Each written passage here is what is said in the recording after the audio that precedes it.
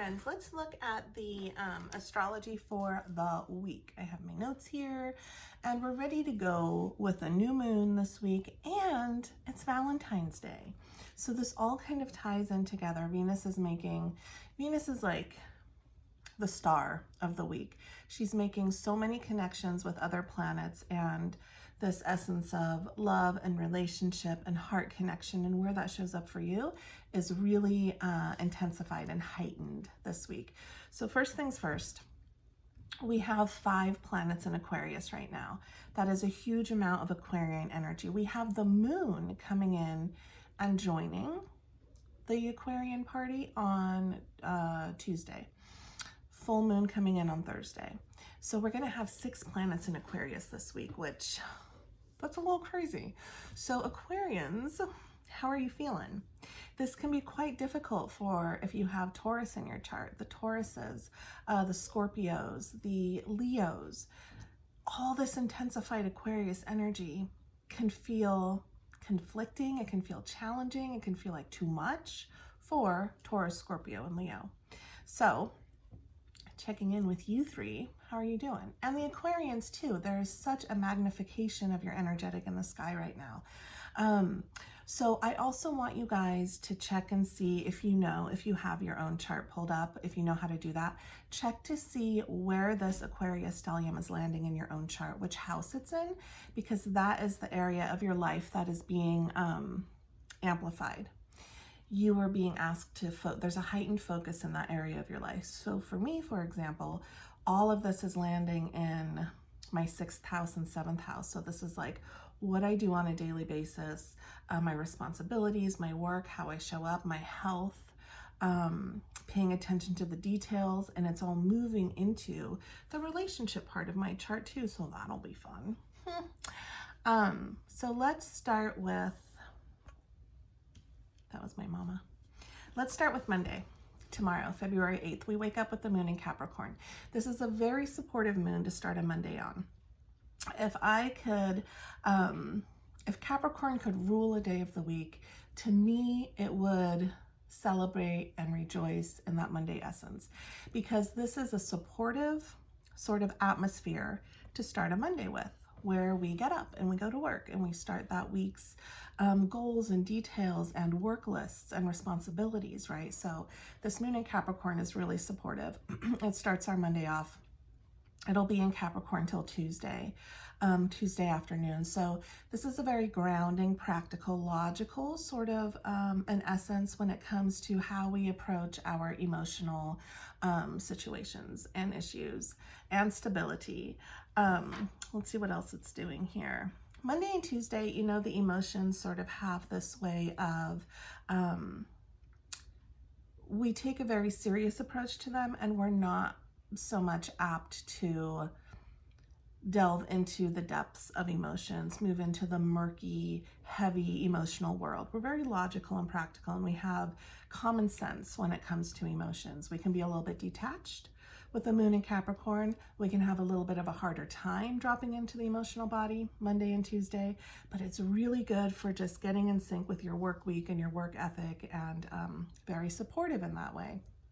Now Monday, tomorrow we also have Mercury and the Sun joining forces in the sky. So this is like a signature of the intellect being woken up. So we are apt to be more talkative, expressive, communicative. Our mind is more awake, more curious, and we're more ready to network and be part of the team and be a little bit more social than usual. And we got the smarts too. We're a little bit more intelligent when the Sun is conjunct Mercury. So that's really supportive on Monday. So if you have to take a test or an exam or study something or memorize something, or if you have to be really heady in your work, you're really supported on Monday with the moon in Capricorn and the Sun and Mercury coming together in the sky. The other sweet thing that's happening all throughout the week, let me see here. Our beautiful planet of Venus, which is also in Aquarius, is joining hands with Jupiter, which is also in Aquarius. So these are our 2 benefic planets.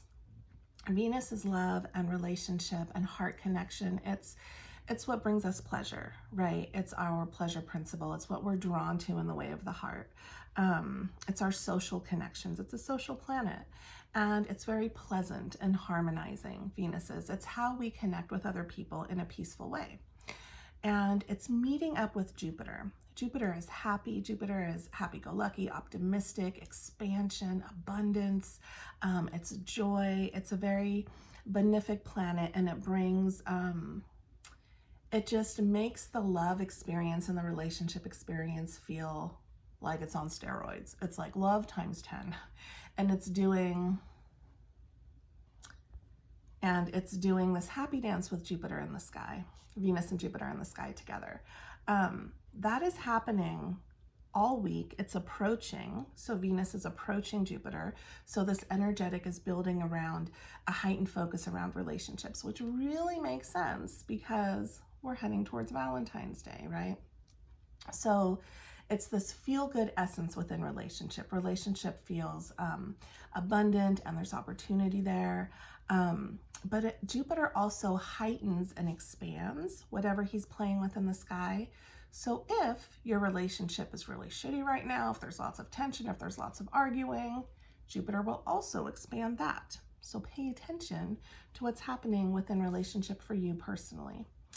Then Tuesday evening, the moon is going to join those 5 planets in the sign of Aquarius. So now we have 6 planets in Aquarius, which is just so ridiculous, you guys. So many planets in Aquarius. He's going to stay in Aquarius all day Wednesday. He's going to stay in Aquarius all day Thursday. And Thursday, the 8th, is when our new moon happens. So our new moon coming in, so this week is also building towards a new moon in Aquarius. We're going to have a double Aquarius sky, sun and moon both in Aquarius.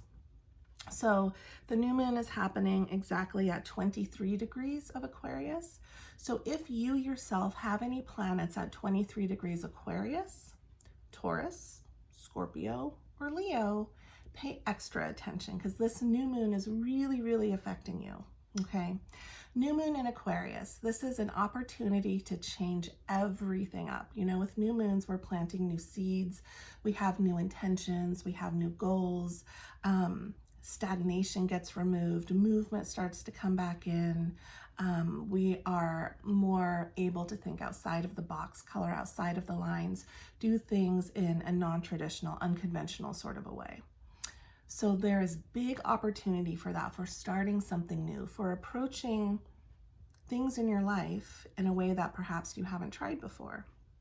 Okay, the weirder the better, the more eccentric the better, the more outside of society or you know, the way we are taught to do things, the rules placed on us, the more outside of that we go, the more it's going to work and the more it's going to flow.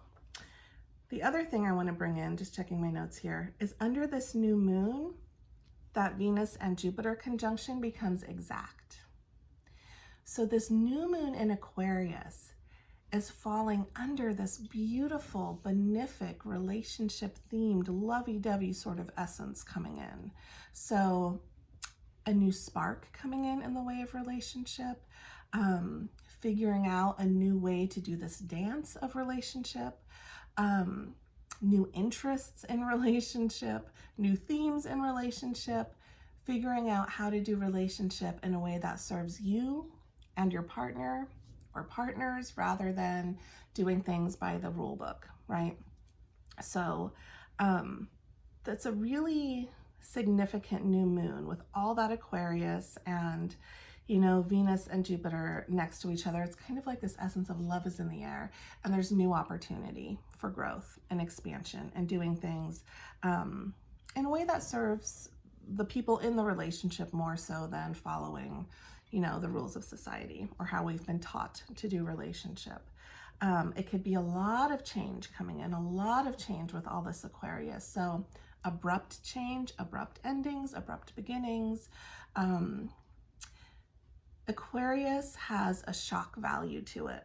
So it's everything unplanned, unexpected. It could be disruption, but disruption to get rid of the old and the stagnant and bring in something new. So it's a very refreshing sort of week. And we, as the human beings on this earth that are being affected by all these big planets, these big players in the sky, we have to this week be willing to go with the flow and bend with the wind and not remain like stiff and stagnant, but really be open to the changes and the suggestions coming in, especially around relationships for us. Thursday evening, okay, we're still in Aquarius till about 11:24 p.m. Pacific, and then the moon shifts into beautiful Pisces. So now there's a calming down. Now there is an introversion that settles in.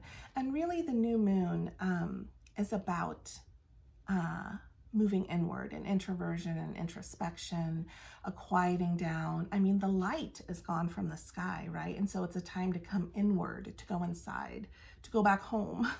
So this new moon energetic, even though all these changes have the ability to happen, it's really sitting in stillness and quietness with all that change coming in and being very introspective about it.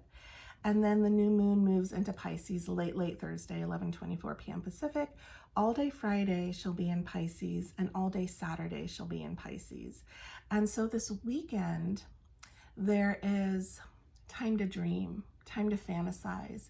It's a time to really do your soul work, your spiritual practices. It's an easy time to find forgiveness and compassion and empathy for other people.